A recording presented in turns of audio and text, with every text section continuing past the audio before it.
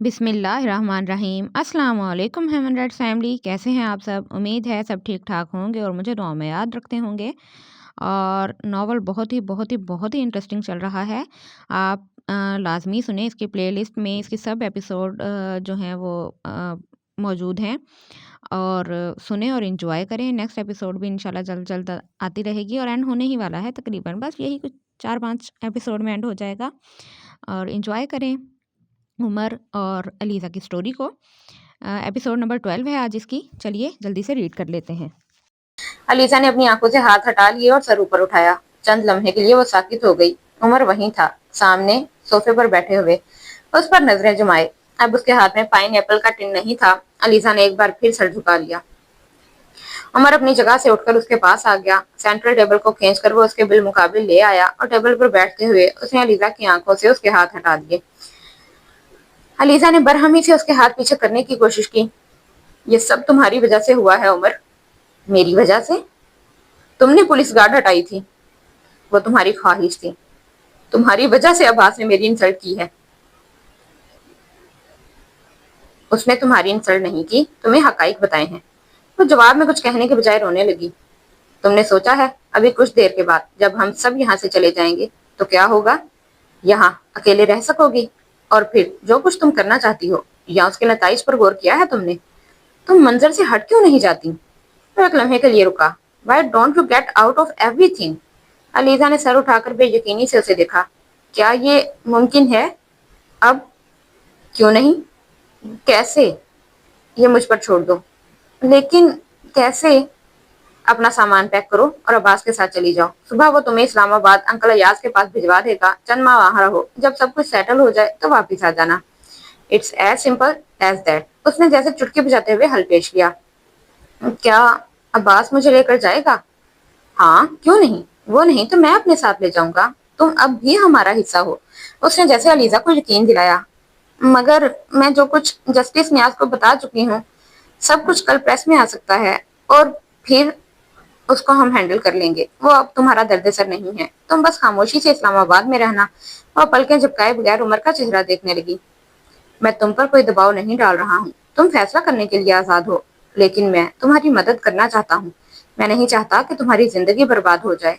वो बहुत मोहतात और संजीदा लहजे में कह रहा था। तुम्हें किसी चीज के लिए भी गिल्टी फील करने की जरूरत नहीं है। अगर तुम्हारे नजदीक कोई गलत काम हुआ है तो उसके जिम्मेदार मैं और अब्बास हैं। फिर तुम अपनी जिंदगी क्यों खराब कर रही हो? वो चंद लम्हों के लिए रुका। अभी किसी को कुछ नहीं पता। फैमिली में नानो, मेरे और अब्बास के अलावा और कोई भी कुछ नहीं जानता, और हम तीनों तुम्हारी इस हमाकत को भुला सकते हैं। चंद माह बाद तुम अपनी जिंदगी दोबारा यहीं से शुरू कर सकती हो। उसके बहते हुए आंसू रुक गए। Stay out of everything ELISA, just stay out. दूर चली जाओ अलीजा, इस सबसे दूर चली जाओ। वो उसके चेहरे को देखते हुए और लफ्जों को सुनते हुए मुकम्मल तौर पर कंफ्यूजन का शिकार हो चुकी थी। कुछ देर उसे देखते रहने के बाद उसने थके हुए अंदाज में सर झुका दिया। ठीक है। उमर के चेहरे पर पहली बार एक पुरसुकून मुस्कुराहट उभरी। तुम जाकर अपनी चीजें पैक करो, मैं अब्बास से बात करता हूँ। उसने अलीजा का हाथ थपथपाते हुए कहा। वो कुछ कहे बगैर उठकर अपने कमरे में आ गई। अपने बैग में अपने कपड़े और दूसरी चीजें रखते हुए वो बुरी तरह शिकस्त खुर्दा थी। उसे यूं लग रहा था जैसे वो जंग के मैदान से भाग जाने वाला फौजी हो। लेकिन इसमें मेरा क्या कसूर है? जस्टिस नियाज ने क्यों ये सब कुछ करवाया? जब मैं अपनी मर्जी से उनका साथ देने पर तैयार थी, तो फिर इस सब का क्या मतलब था?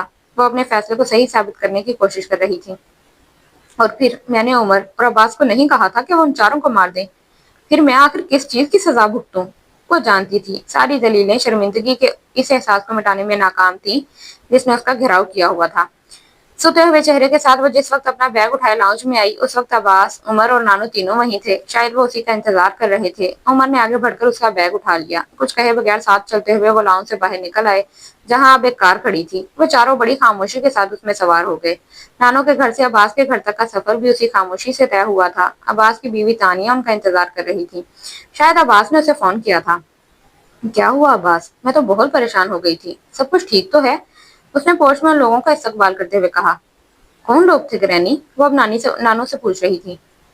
कौन लोग हो सकते हैं? डाकू वगैरह थे, अब्बास ने बात गोल करते हुए कहा। ओह गॉड, कोई नुकसान तो नहीं हुआ? वो अब तफ्शीश भरे लहजे में अलीजा से पूछ रही थी। نہیں، بس فائرنگ کی تھی انہوں نے اور پھر بھاگ گئے۔ چوکیدار معمولی زخمی ہوا تھا۔ اس بار بھی عباس نے ہی جواب دیا۔ تم نے کمرے ٹھیک کروا دیے؟ ہاں، میں نے بستر وغیرہ لگوا دیے ہیں۔ ویسے تو صبح ہونے والی ہے، مگر آپ لوگ تو ساری رات سوئے ہی نہیں ہوں گے، بہتر ہے کچھ دیر آرام کر لیں، تانیہ نے کہا۔ ملازم ان کا سامان لے کر پہلے ہی جا چکا تھا۔ تانیہ نانو کو ساتھ لے کر اندر جانے لگی۔ علیزہ نے بھی ان کے پیچھے جانا چاہا مگر عباس نے اسے روک دیا۔ علیزہ، وہ رک گئی۔ عباس کی آواز نرم تھی۔ کچھ دیر پہلے والی تلخی اور تلشی غائب ہو چکی تھی۔ پریشان مت ہو علیزہ، اس نے عباس کو دیکھا اور اس کی آنکھیں ڈب آ گئیں۔ عباس 2 قدم آگے بڑھا آیا اور اس نے علیزہ کے کندھے پر اپنا بازو پھیلا دیا۔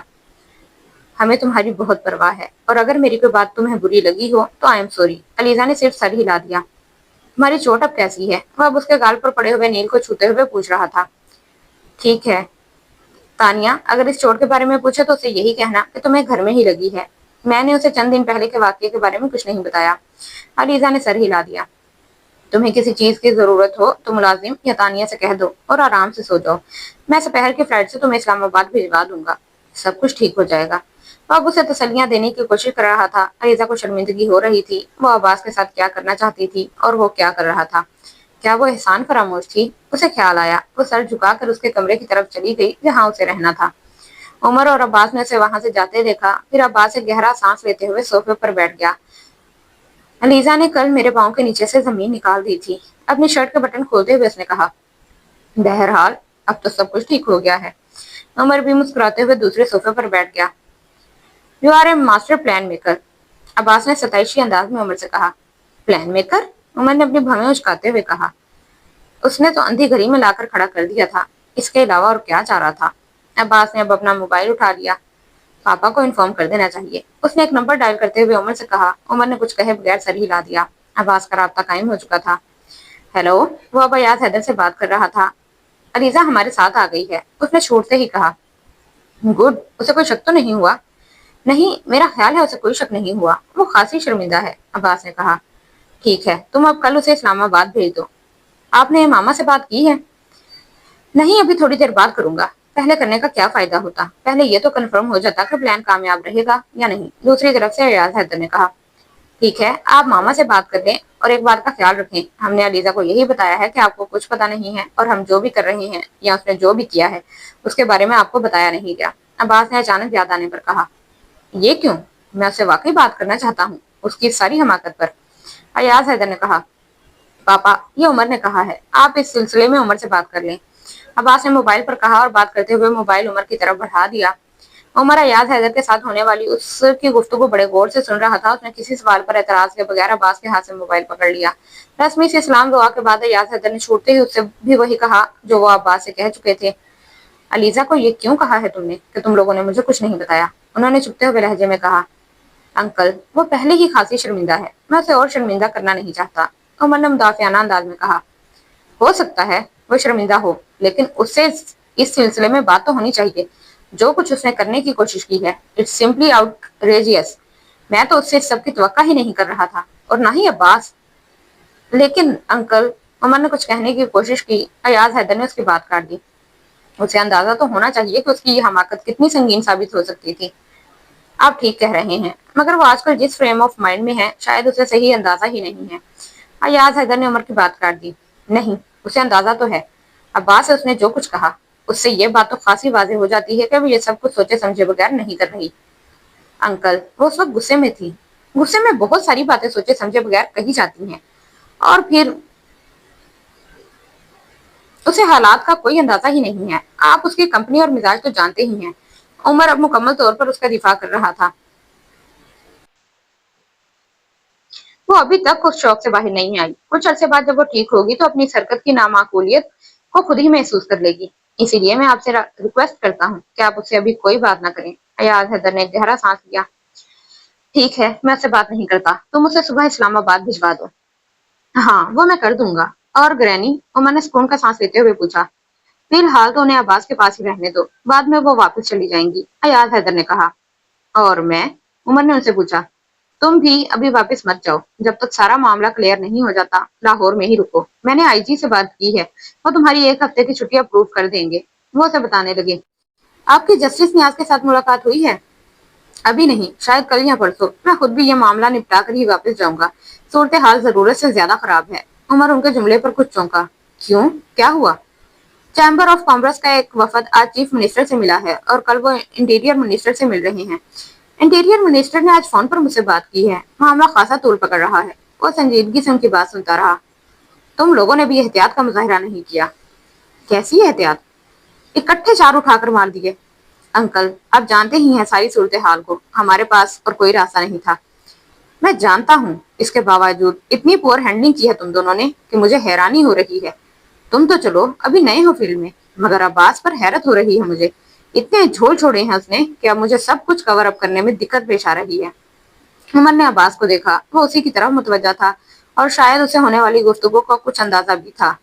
جب تم لوگوں کو ان کی فیملیز کا پتہ چل گیا تھا تو بہتر تھا تم سب کو نہ مارتے، جسٹس نیاز کے بیٹے کو مار دیتے، باقیوں کو چھوڑ دیتے۔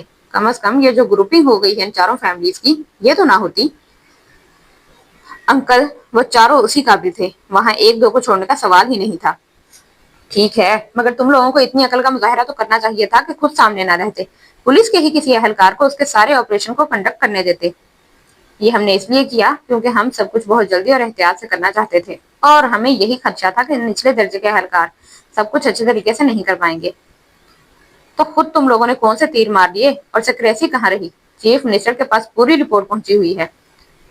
انکل، اب ہم اس چیز کو کیسے روک سکتے تھے؟ چیف منسٹر کے پاس تو رپورٹ جانی ہی تھی اور ہمیں اس چیز کا کوئی خوف نہیں تھا۔ وہ کیا کر سکتے ہیں؟ تو میں نے خاصی لاپرواہی سے کہا۔ کیا کر سکتے ہیں یا نہیں، یہ تو بعد میں ہی پتا چلے گا۔ فی الحال تو میں آج اپنے کچھ دوستوں سے بات کر رہا ہوں۔ اب یہ پریشر گیم ہے۔ آپ نے چیف منسٹر سے کیا کہا؟ چیف منسٹر کی مجھے زیادہ فکر نہیں ہے اور نہ ہی وہ ہمارے لیے زیادہ مسئلہ کھڑا کرے گا۔ مسئلہ ان چاروں فیملیز کا ہے، خاص طور پر جسٹس نیاز اور چیمبر آف کامرس کے وائس پریزیڈنٹ کا۔ وہ بات کرتے کرتے رک گئے۔ میں تم لوگوں سے بعد میں بات کروں گا، فی الحال ایک کال آ رہی ہے میرے لیے۔ عمر نے انہیں فون بند کرتے سنا۔ ایک گہری سانس لے کر اس نے موبائل واپس عباس کی طرف بڑھا دیا۔ پاپا کیا کہہ رہے تھے کہ معاملہ کافی طول پکڑتا جا رہا ہے؟ ٹو ہیل ود اٹ، عباس نے نفرت سے اپنے ہونٹ پھیرتے ہوئے کہا۔ تمہیں انہوں نے لاہور میں رکنے کے لیے کہا ہے؟ ہاں، بار بار آنے جانے سے بہتر ہے کہ ایک بار ہی سب کچھ ختم کر کے واپس جاؤں۔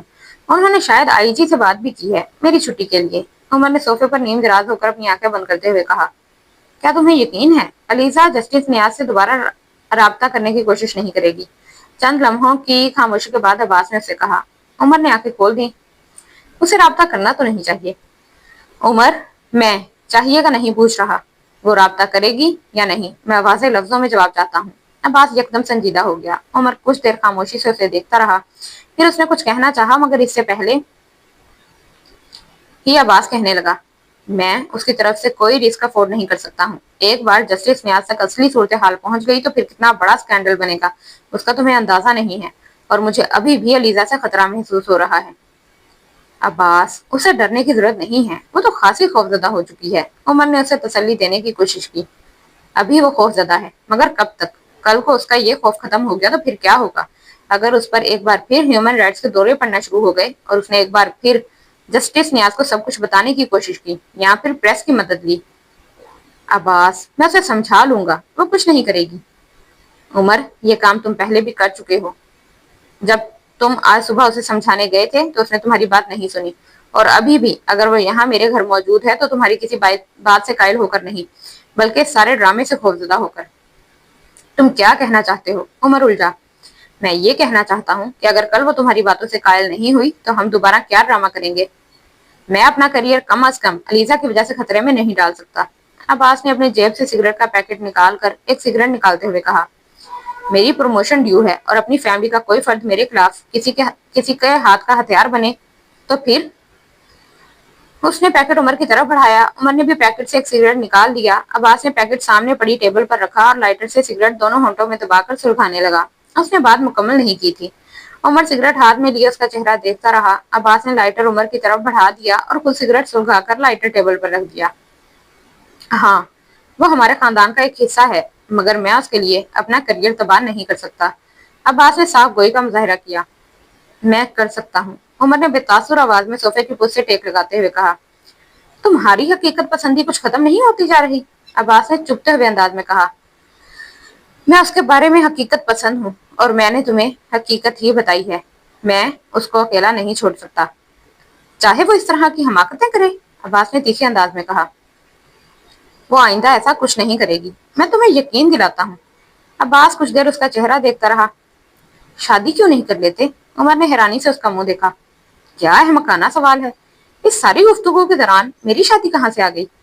میں تمہاری اور علیزہ کی شادی کی بات کر رہا ہوں، عباس نے اسی انداز میں کہا۔ کم آن، عمر نے سگریٹ کو ایش ٹرے میں پھینکتے ہوئے سگریٹ کے پیکٹ سے ایک اور سگریٹ نکال لیا۔ کیوں پسند نہیں کرتے تم اسے؟ عباس، کوئی اور بات کرو۔ کیوں؟ یہ کیوں نہیں؟ تمہاری اچھی خاصی افیلیشن ہے اس کے ساتھ، بلکہ انڈرسٹینڈنگ بھی، تمہیں شادی کر لینی چاہیے اس کے ساتھ۔ عباس، ہم کچھ اور بات کر رہے تھے۔ عمر کا چہرہ سپاٹ تھا۔ اور تم اب جو کچھ کہہ رہے ہو اس کا اس سے کوئی تعلق نہیں ہے۔ تعلق ہے؟ کیا تعلق ہے؟ عمر نے دو بدو کہا۔ تم سے شادی ہونے کے بعد وہ اس سارے واقعے کے بارے میں کسی سے بات نہیں کرے گی۔ تم کیسے کہہ سکتے ہو؟ اپنے شوہر کو کورٹ میں کیسے گھسیٹے گی؟ میں پھنسوں گا تو تم بھی پھنسو گے، اور علیزہ یہ نہیں کرے گی، ہم اس کے بارے میں بے فکر ہو سکتے ہیں۔ عمر، میں مذاق نہیں کر رہا ہوں۔ عباس نے اس کی بے توجہی محسوس کی۔ میں جانتا ہوں، عمر نے سر اٹھا کر اسے دیکھا۔ وہ اچھی لڑکی ہے، میں یہ بھی جانتا ہوں۔ تم دونوں ساتھ خوش رہ سکتے ہو؟ نہیں، اس نے بغیر کسی توقف کے کہا۔ ہم ایک ساتھ خوش نہیں رہ سکتے۔ کیوں؟ عباس نے اسے غور سے دیکھتے ہوئے پوچھا۔ یہ سب چھوڑو، اسلام آباد میں ابھی بھی کچھ عرصہ اس پر چیک رکھوانا۔ عمر نے یک دم موضوع بدل دیا۔ جسٹس نیاز کے آپریٹر کو بھی کہنا کہ اس سلسلے میں احتیاط کرے، علیزہ کی آواز پہچانتا ہے۔ آئندہ بھی اگر کبھی وہ کال کرے تو وہ جسٹس نیاز سے رابطہ کروانے کے بجائے خود ہی بات کر لے۔ اس نے اب ہاتھ میں پکڑا ہوا سگریٹ سامنے پڑے ہوئے ایش ٹرے میں اچھال دیا۔ میں اس کے دوست شہلا سے بھی بات کر لوں گا، وہ بھی اس سے بات کرے گی۔ میں بھی وقتاً فوقتاً اس سے رابطہ کرتا رہوں گا۔ وہ بولتا ہوا اٹھ کر کھڑا ہو گیا۔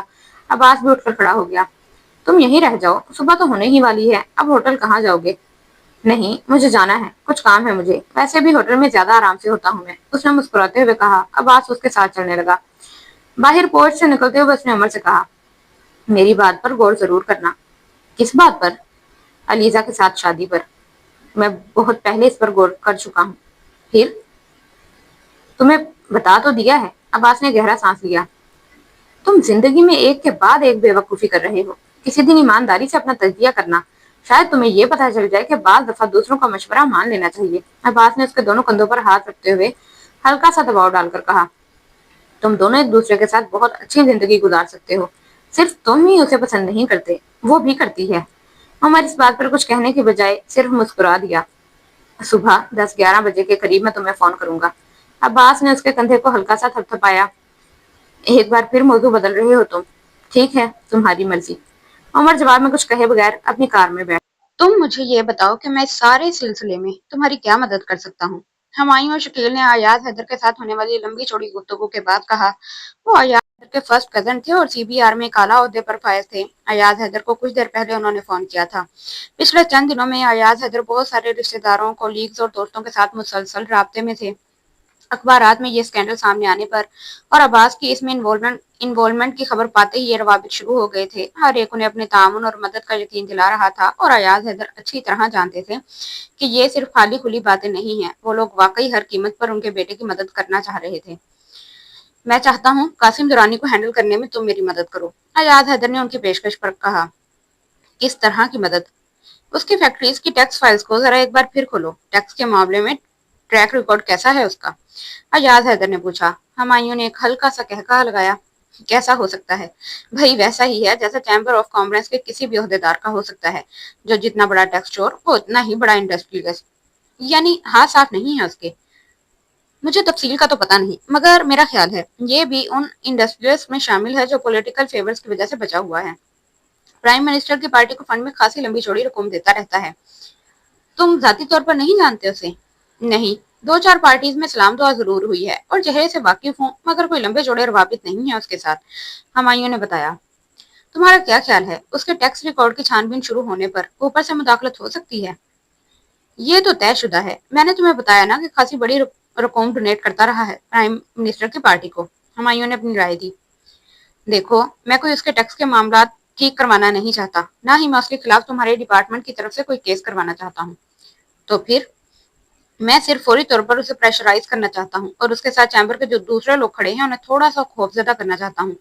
अयाज हैदर ने उनके साथ अपना लाहे अमल डिस्कस करते हुए कहा, इंटीरियर मिनिस्टर ने मुझे बताया है कि चैम्बर के एक वफद ने इस सारे मामले पर उन तक अपना एहतजाज पहुंचाने के लिए उनसे अपॉइंटमेंट ली है और मुझे ये खदशा है कि ये इस्लामाबाद चैम्बर को भी इस सिलसिले में प्रेशराइज न करे। इसके अलीगी इसके बड़े बेटे का सुसर है। एस के अलीगी इसके बड़े बेटे का सुसर है।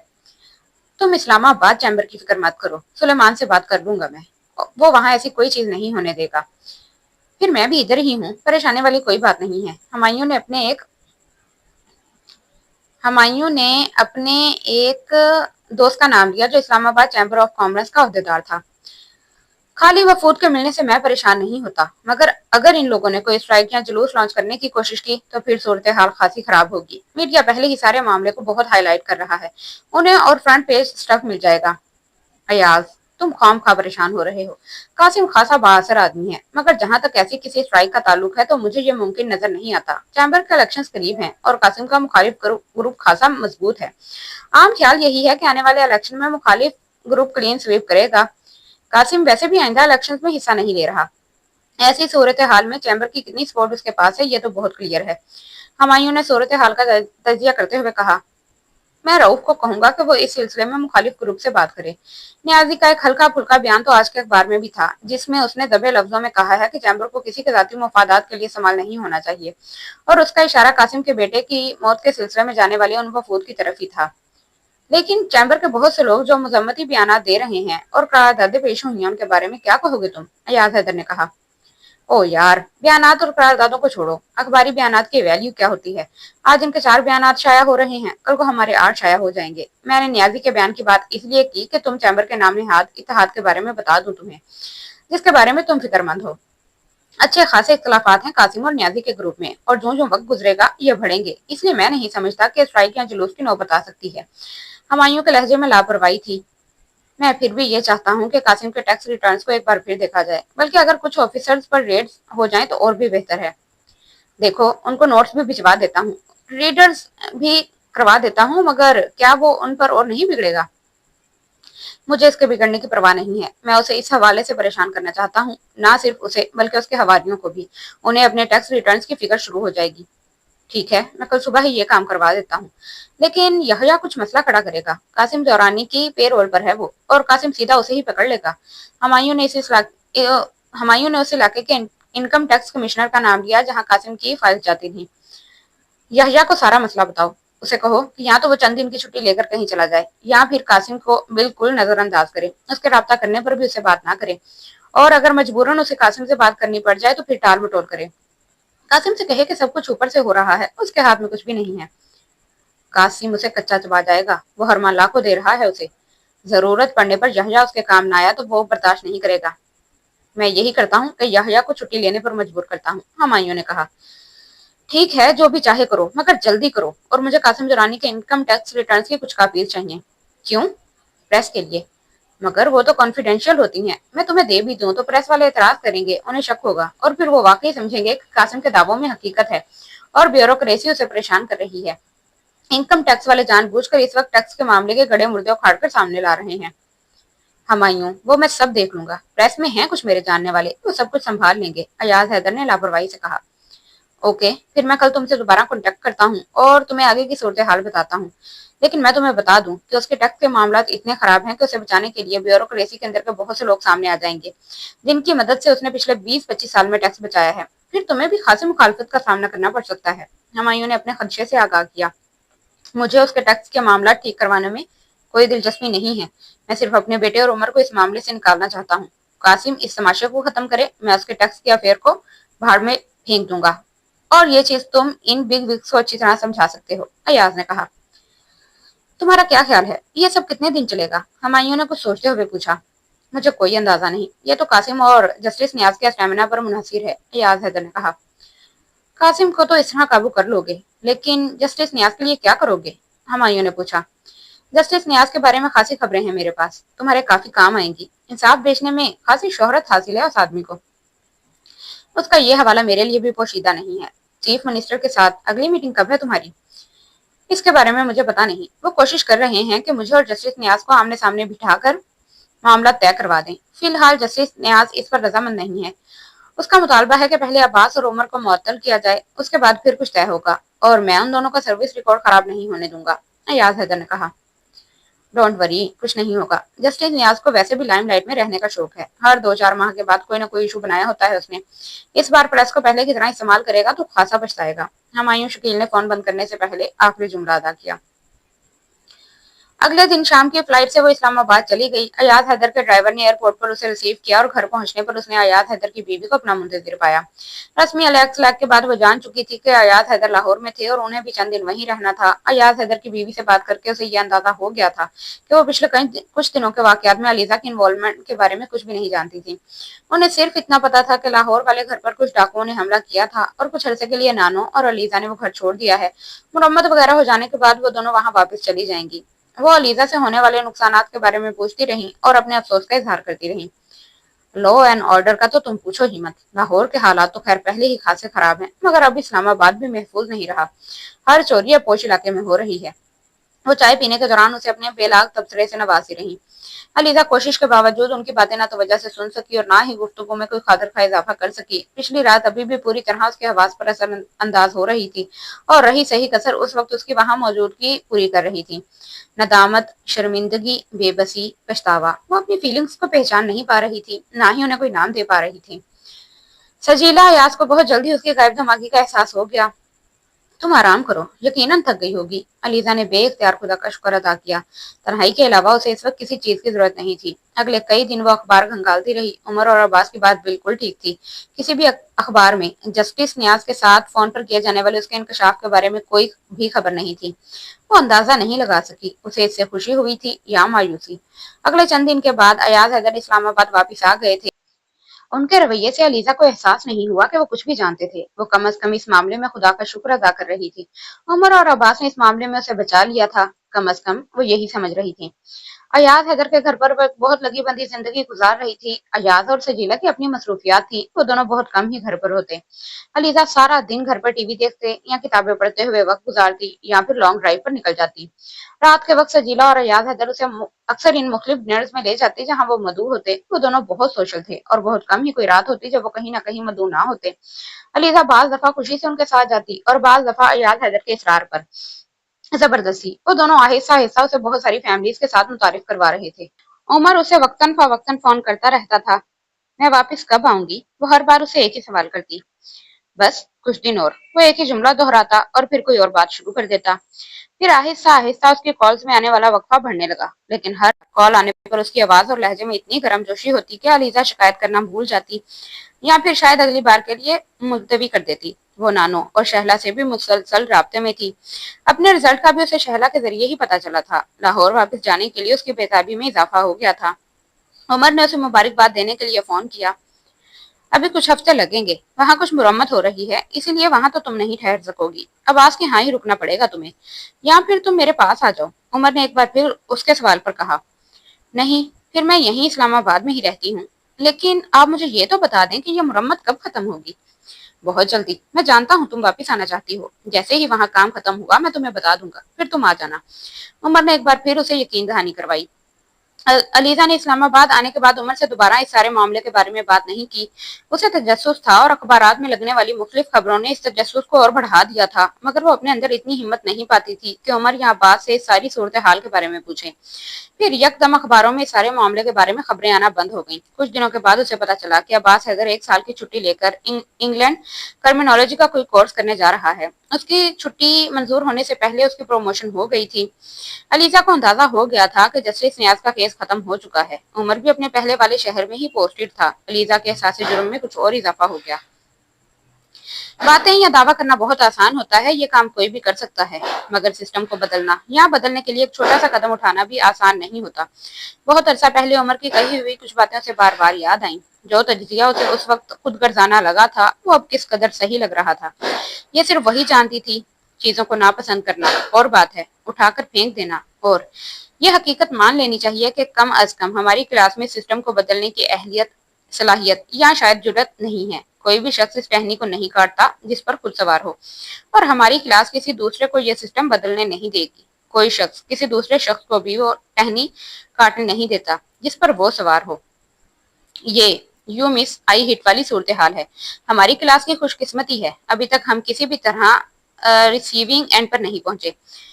वो इस वक्त बाज दफा उसकी बातों से इत्तेफाक नहीं करती थी, बाज दफा बहस करती या नापसंदीदगी के इजहार के लिए खामोश हो जाती। वो अब इन सारी बातों के बारे में सोचकर सिर्फ शर्मिंदा होती थी। उसे शहबाज मुनीर वाला वाकया अच्छी तरह याद था। इस वक्त उसे उमर से शिकायत हुई थी कि उसने अयाज अंकल से कॉम्प्रोमाइज क्यों किया, सब कुछ प्रेस तक और कोर्ट तक क्यों नहीं लेके गया। अब खुद अयाज हैदर के घर बैठे वो हालात के सितम जरीफी पर हैरान होती। वो उमर से किसी भी तरह मुखलिफ साबित नहीं हुई थी। जब इसे अपनी जिंदगी खतरे में नजर आने लगी तो वो भी कॉम्प्रोमाइज करने पर मजबूर हो गई थी। जिंदगी बड़ी शर्मिंदा करवाने वाली चीज है।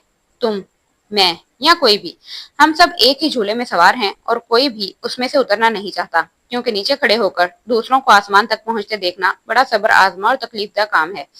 कम अज कम मुझ में तो ये हौसला नहीं। उसे उमर की बातें अब समझ में आ रही थी। मैं तुम लोगों की बातों पर कतन यकीन नहीं कर सकता। तुम और तुम्हारे बेटे के पास झूठ के अलावा और कुछ है ही नहीं। जस्टिस न्याज चीफ मिनिस्टर की मौजूदगी की परवाह किए बगैर अयाज हैदर और अब्बास पर इश्तियाल के आलम में चिल्ला रहे थे। वो चारों इस वक्त चीफ मिनिस्टर की रिहाइशगाह पर मौजूद थे। अयाज हैदर और अब्बास बड़े सुकून और तहम्मुल का मुजाहिरा करते हुए जस्टिस न्याज के इल्जाम और चीफ ऑफ पुकार को सुन रहे थे। चीफ मिनिस्टर बार बार जस्टिस न्याज का इश्तियाल कम करने की कोशिश कर रहे थे। वो ये ना कर रहे होते तो शायद जस्टिस न्याज यकीनन अब तक अयाज हैदर और अब्बास के साथ हाथापाई कर रहे होते। न्याज साहब, आप देखें, मेरी बात सुने। मैं आपके जज्बात समझता हूँ, मगर देखें, इस तरह सब कुछ कैसे तय होगा। आप दोनों फरीक आराम से एक दूसरे की बात सुने। चीफ मिनिस्टर ने उनका पारा नीचे लाने की एक और कोशिश की।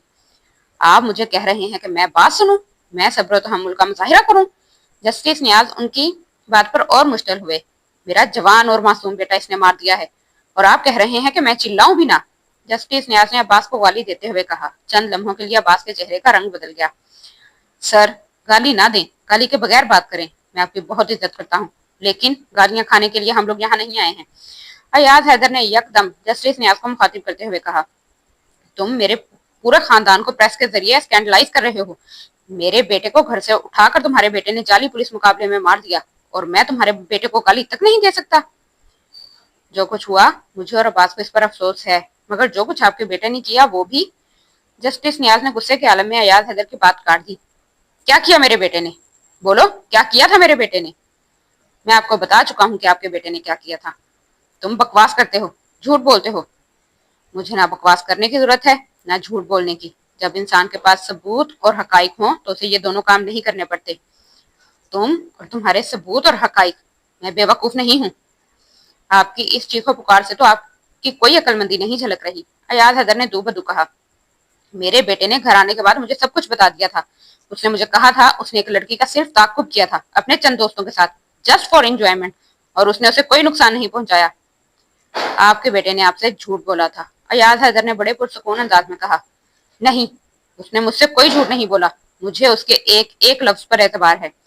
जस्टिस न्याज ने अपनी बात पर जोर देते हुए कहा, बेहतर है आप उसके लफ्जों के बजाय हकाइक पर एतबार करना सीखें। अयाज हैदर ने उसी पुरसुकून अंदाज में कहा।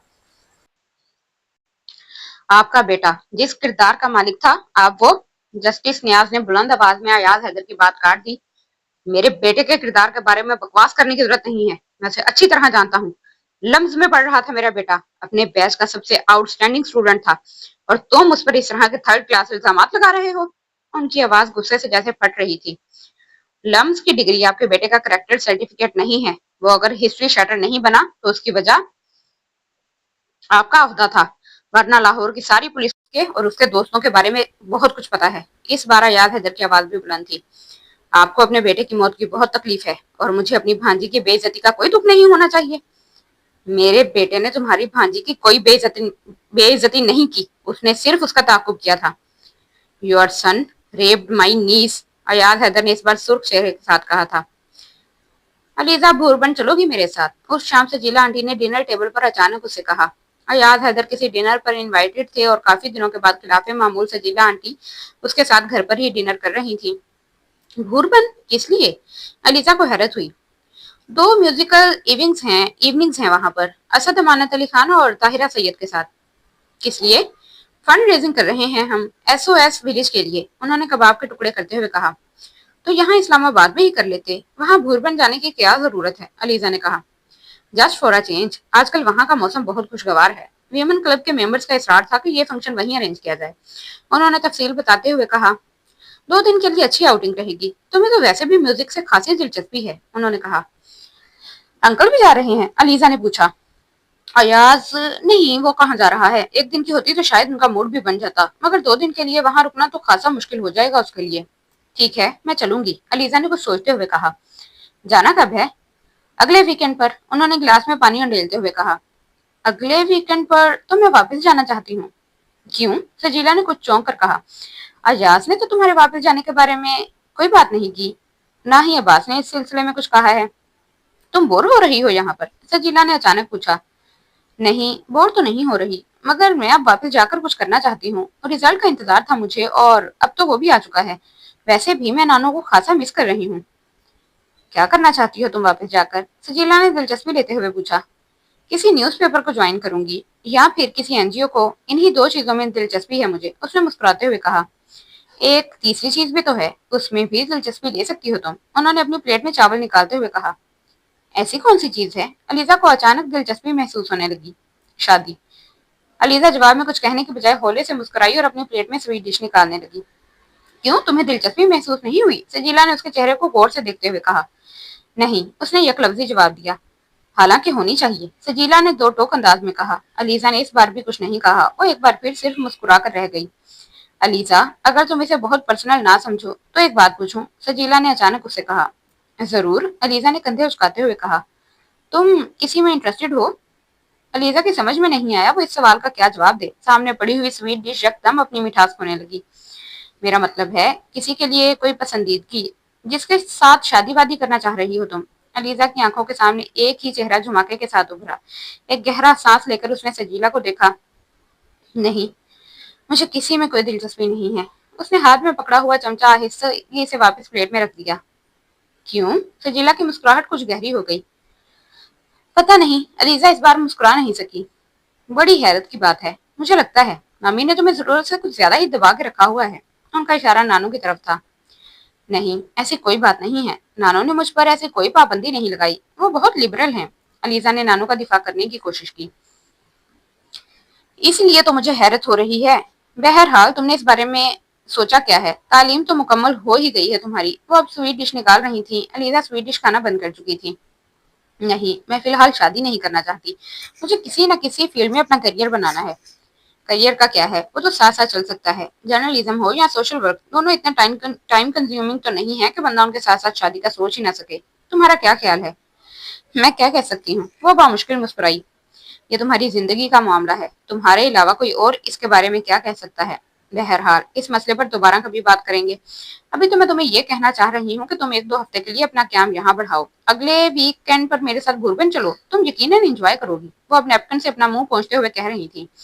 وہاں پر بہت سی NGOs کے لوگ بھی ہوں گے، جرنلسٹ بھی ہوں گے، تمہارے لیے انٹریکشن کا خاصا اچھا موقع ہے، وہ کہہ رہی تھی۔ علیزہ صرف سر ہلا کر رہ گئی۔ سجیلا ایاز کھانا ختم کر کے ٹیبل سے اٹھ گئی، لیکن علیزہ وہیں بیٹھی رہی۔ بہت دنوں کے بعد اسے ایک بار پھر عمر یاد آ رہا تھا، اسے علیزہ سے رابطہ کیے بہت دن ہو گئے تھے، وہ جانتی تھی وہ واپس اپنے شہر چلا گیا ہوگا، اور شاید اپنے کاموں میں بری طرح پھنسا ہوگا، یا پھر شاید اس کے پاس کچھ اور مصروفیات ہوں گی۔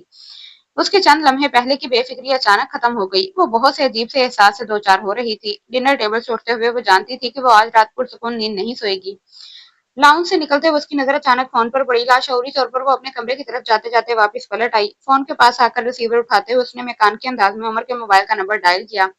موبائل خلاف معمول آف نہیں تھا، پہلی بیپ کے ساتھ ہی اسے دوسری طرف عمر کی آواز سنائی دی۔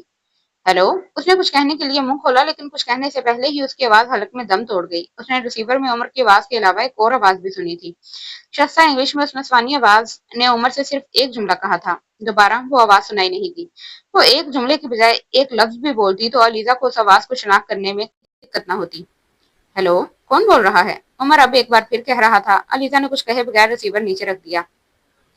اس سے پہلے وہ صوفے سے اٹھتی فون کی گھنٹی بجنے لگی، CLI پر موجود نمبر عمر کا تھا۔ علیزہ نے بے اختیار آنکھیں بند کر لی۔ عمر کی ہر حرکت ریفلیکس ایکشن کی طرح بے اختیار اور تیز تھی، وہ کبھی بھی اسے چھپ نہیں سکتی تھی۔ उसने यकीनन अपने मोबाइल पर अयाज हैदर का नंबर पहचान लिया होगा और उसे तवक्का होगी कि यह कॉल मैंने ही की थी। अलीजा ने रिसीवर उठाकर क्रैडल से नीचे रख दिया। वो इस जहनी कैफियत के साथ उमर से बात नहीं करना चाहती थी। चंद मिनट वहीं बैठे रहने के बाद उसने रिसीवर वापस क्रैडल पर रख दिया। लाउंज से निकलते हुए उसने मुलाजिम को हदायत दी, जहीर, अगर उमर का फोन हो तो उनसे कह देना कि मैं बहुत देर पहले सो गई थी, मेरी उनसे बात मत करवाना। उसने मुलाजिम को की हैरत को नजरअंदाज करते हुए कहा। अपने कमरे में पहुंचकर वो सीधा बेड की तरफ जाने के बजाय खिड़की की तरफ बढ़ गई। खिड़की के पर्दे हटाकर वो बाहर लॉन में देखने लगी, जहां इक्का दुक्का जलने वाली रोशनियां उसे मुकम्मल तारीकी से बचा रही थी। Umar, I will be back in a minute. Receiver पर सुनी जाने वाली आवाज एक बार फिर उसकी समातों में गूंज रही थी। उसे बाहर मौजूद सारी तारीकी अपने अंदर उतरती महसूस होने लगी। उमर के बारे में मेरा हर अंदाजा हमेशा गलत क्यों होता है? क्या मैं हमेशा इतनी ही बेवकूफ रहूंगी, या फिर शायद? वो मायूसी से अपने होंठ काटने लगी। मेरा ख्याल था जरूरत उसकी जिंदगी से निकल चुकी है, मगर वो एक बार फिर आ गई है, या फिर वो शायद कभी कहीं गई ही नहीं। उसकी आंखों में नमी उतरने लगी। मैं तुम्हारी बकवास पर यकीन नहीं कर सकता। जस्टिस नियाज ने बड़े तहकीराना अंदाज में अपने हाथ को झटका। हकीकत को आप बकवास कहें या उस पर यकीन ना करें, उससे उसका वजूद खत्म होता है, ना ही उसकी ऑथेंटिसिटी।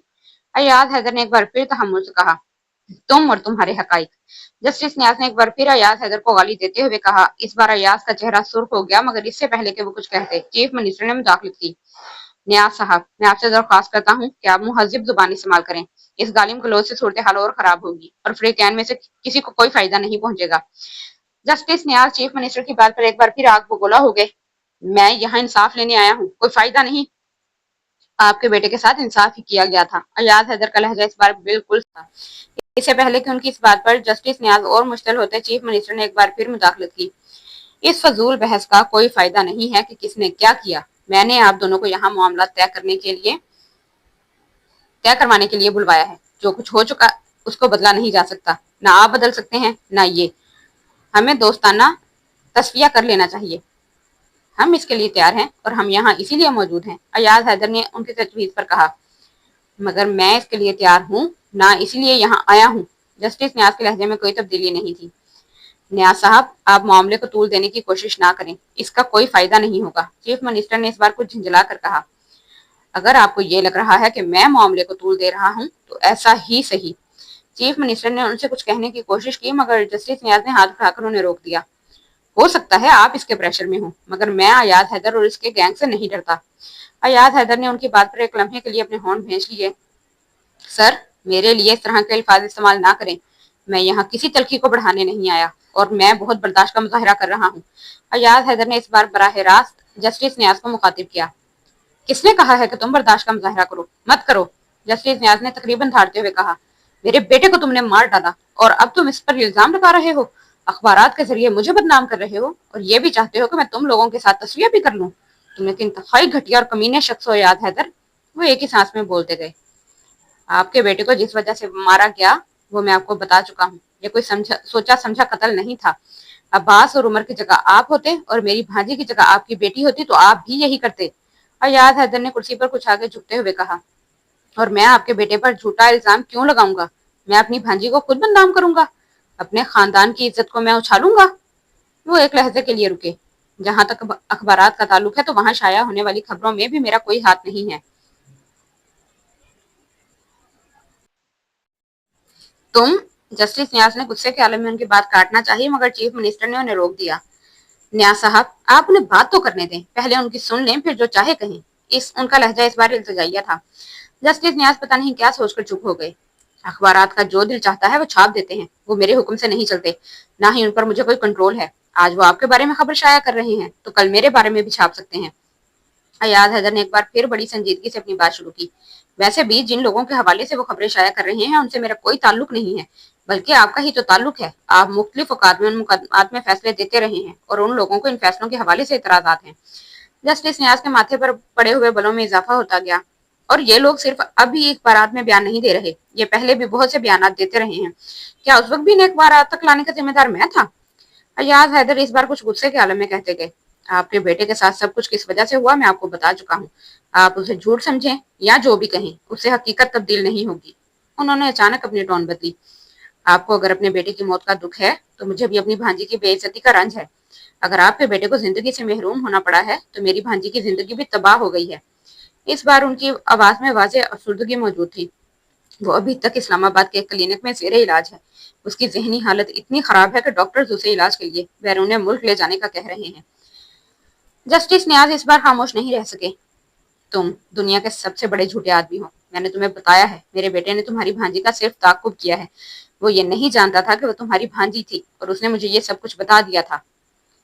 آپ جھوٹ بول رہے ہیں۔ ایاز حیدر نے اس بار پہلی دفعہ ان کی بات کاٹی۔ میں جھوٹ بول رہا ہوں؟ ہاں، آپ جھوٹ بول رہے ہیں۔ اگر یہ سچ ہوتا تو آپ نے میری مدر کے گھر پر فائرنگ کروا کر میری بھانجی کو اغوا کرنے کی کوشش نہ کی ہوتی۔ میں نے کیا کیا؟ جسٹس نیاز جیسے ہکا بکا رہ گئے۔ آپ نے ہماری خاندانی گھر پر حملہ کروایا اور میری بھانجی کو اغوا کروانے کی کوشش کی۔ یہ صرف ایک اتفاق تھا کہ میری بھانجی وہاں نہیں تھی اور پولیس وقت پر وہاں پہنچ گئی۔ جسٹس نیاز کچھ نہ سمجھتے ہوئے چیف منسٹر کو دیکھنے لگے۔ یہ کیا کہہ رہا ہے؟ میری سمجھ میں نہیں آ رہا۔ کون سا حملہ؟ کیسا اغوا؟ یہ حقیقت ہے نیاز صاحب۔ ایاز حیدر غلط نہیں کہہ رہے، نہ ہی جھوٹ بول رہے ہیں۔ ان کے گھر پر حملہ ہوا ہے۔ اس بار چیف منسٹر نے سنجیدگی سے کہا۔ حملہ کرنے والوں نے چوکیدار کو زخمی کرنے کے علاوہ گھر پر زبردست فائرنگ کی، سامان کو توڑ پھوڑ ڈالا۔ ان کی بھانجی وہاں نہیں تھی، صرف مسز معاذ حیدر تھی جو چھپ گئیں۔ اسی دوران پولیس وہاں پہنچ گئی اور ان کی جان بچ گئی کیونکہ وہ لوگ وہاں سے فرار ہو گئے۔ ایاز حیدر نے مجھے فوری طور پر اسی وقت اس واقعے کی اطلاع دے دی تھی۔ چیف منسٹر نے تفصیلات بتاتے ہوئے کہا۔ ہو سکتا ہے ہوا ہو ایسا، لیکن اس سے میرا تعلق کیسے بنتا ہے؟ جسٹس نیاز نے اس بار الجھے ہوئے انداز میں کہا۔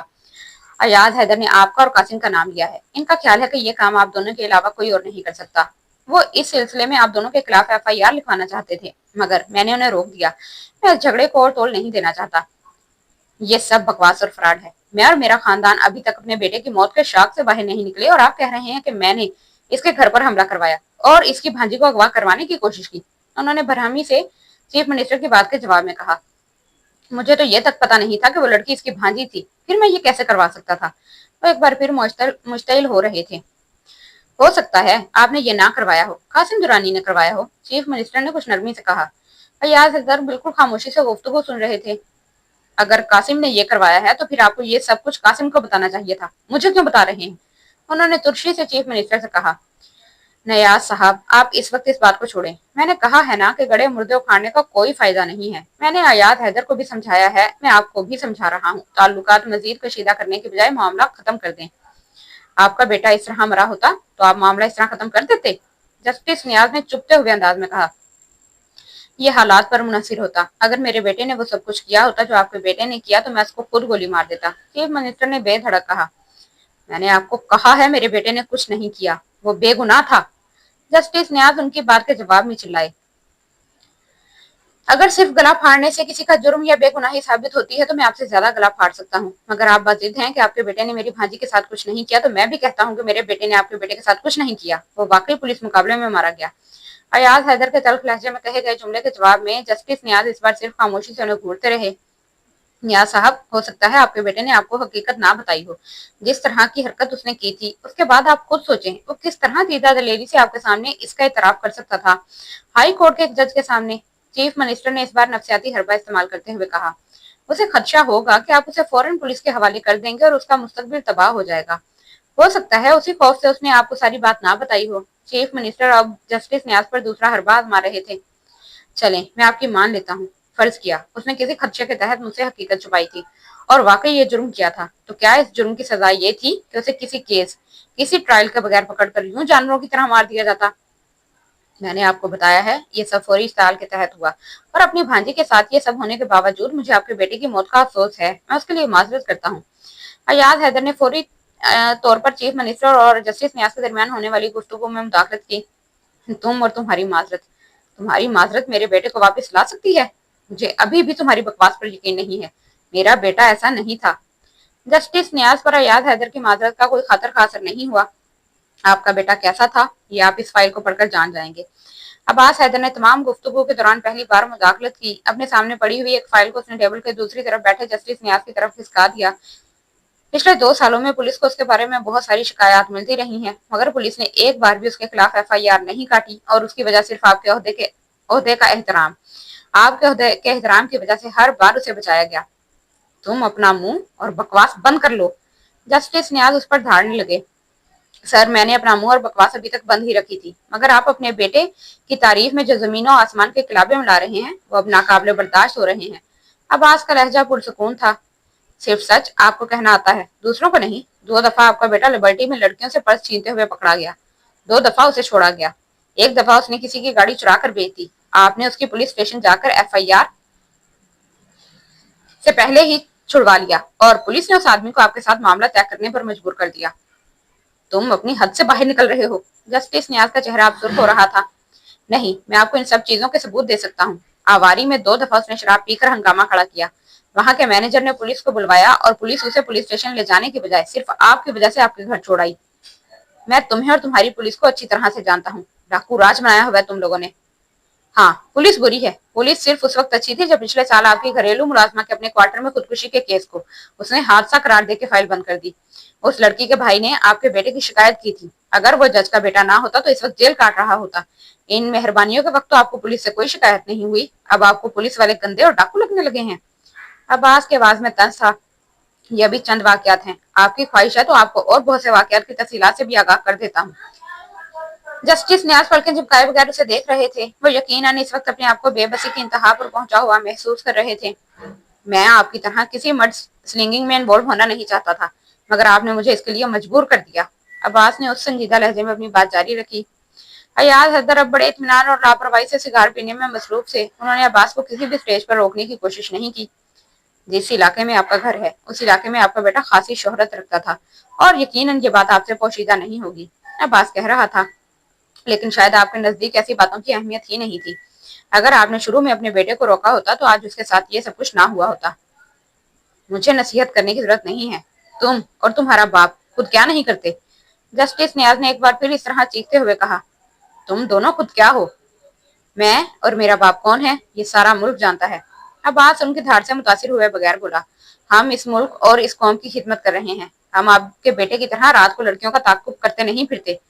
उसकी आवाज में तहकीर और तनफ्फुर था। और तुम जो जो करते हो, जस्टिस नियाज ने मुश्किल आवाज में कहना चाहा, हम जो जो करते हैं वो आपको हमें बताने की जरूरत नहीं है। आप उन जो के हवाले से खुद कोई शफाफ ट्रैक रिकॉर्ड नहीं रखते। अब्बास ने यकदम हाथ उठाकर उनकी बात काट दी। प्रेस में जो कुछ आपके बारे में आ रहा है वो हमारी भी नजरों से गुजरता है और पुलिस वाले कम से कम इतनी अकल जरूर रखते हैं कि सच और झूठ को पहचान लें। प्रेस में जो कुछ आ रहा है वो तुम लोगों की साजिश है। तुम लोग होचे हथकंडे इस्तेमाल कर रहे हो मेरे खिलाफ। हमें ऐसे किसी होचे हथकंडे की जरूरत नहीं है। हम ऐसे हरबों में यकीन रखते तो प्रेस के पास सिर्फ इल्जामात नहीं सबूत भी पहुंचे होते। इस बार चीफ मिनिस्टर ने उन दोनों की गुफ्तगू में मुदाखलत की। इस बहस का कोई फायदा नहीं है। इस मामले को अब खत्म हो जाना चाहिए। मैं किसी मामले को खत्म नहीं करूंगा। मैं अपने बेटे के कातलों को इस तरह नहीं छोड़ सकता, जस्टिस नियाज ने साफ अल्फाज में कहा। ठीक है, आपकी मर्जी। अगर आपको किसी तस्फिया की ख्वाहिश नहीं है तो हम भी किसी सेटलमेंट के लिए मजबूर नहीं है। अब हम बड़ा दिल करके यहाँ आए थे, लेकिन आप मामले को बढ़ाना चाहते हैं तो जरूर बढ़ाएं। हम भी इनका जवाब पत्थर से देंगे। अयाज हैदर, आप बैठ जाएं। मैंने आप लोगों को सिर्फ आमने सामने के लिए नहीं बुलवाया था। मैं आपका झगड़ा खत्म करवाना चाहता हूँ। सर, मैं आपके खलूस की कदर करता हूँ और आपकी मर्जी के खिलाफ यहाँ से जाने का तसव्वुर भी नहीं कर सकता, मगर मेरी और अब्बास की यहाँ मौजूदगी कितनी बेमायनी और बेमकसद साबित हो रही है ये आप देख ही रहे हैं। बेहतर है आप हमें जाने दें। जब इन्हें मामला खत्म करने की ख्वाहिश हो तो आप हमें कॉल कर लें, हम हाजिर हो जाएंगे। अयाज हैदर ने बड़े मुअद्दब अंदाज में कहा। चीफ मिनिस्टर ने इस बार इन्हें रोकने की बजाय सर के इशारे से उनको जाने की इजाजत दे दी। मैं कभी तुम लोगों के साथ कोई सेटलमेंट नहीं करूंगा। अब सिर्फ जंग होगी। मैं कोर्ट में जाऊंगा। मैं प्रेस के सामने हकाइक लाऊंगा और मुझे इंसाफ नहीं मिला तो फिर मैं भी वही हथकंडे इस्तेमाल करूंगा जो तुम्हारे बेटे ने किए। जस्टिस नियाज ने बुलंद आवाज में अयाज हैदर को कहा। अयाज हैदर और अब्बास चलते चलते एक लम्हे के लिए रुक गए। फिर अब्बास ने पुरसुकून अंदाज में कहा, आप अपना शौक जरूर पूरा करें, ये आपका हक है और कानूनी जंग कोई आपसे बेहतर तो नहीं लड़ सकेगा। वो दोनों बाहर निकल गए। यहीं पे एपिसोड नंबर 12 का एंड होता है। नेक्स्ट एपिसोड इंशाल्लाह बहुत जल्द आ जाएगी। तब तक के लिए मुझे दुआ में याद रखिएगा। ओके जी, अल्लाह हाफिज़।